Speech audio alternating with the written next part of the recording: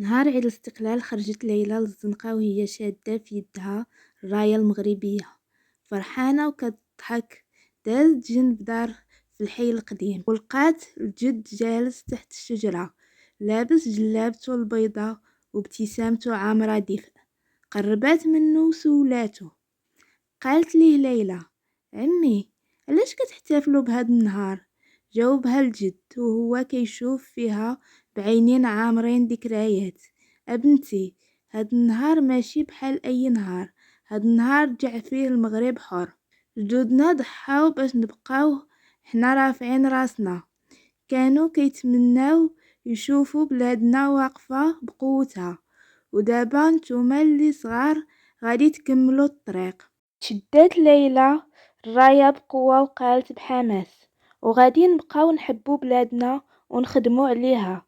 ضحك الجد وقال: وهذه هي الحرية الحقيقية بنتي. لوحات ليلى بالراية والجد كيشوف فيها بفخر بحال اللي المستقبل كامل واقف قدامه.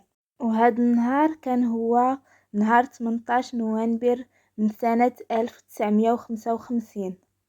وبغيتكم ديروا لي شي تعليق زوين على هاد القصة وتشتركوا في القناة وتفعلوا زر الجرس باش يوصلكم كل جديد من القصص ديالي الواقعية.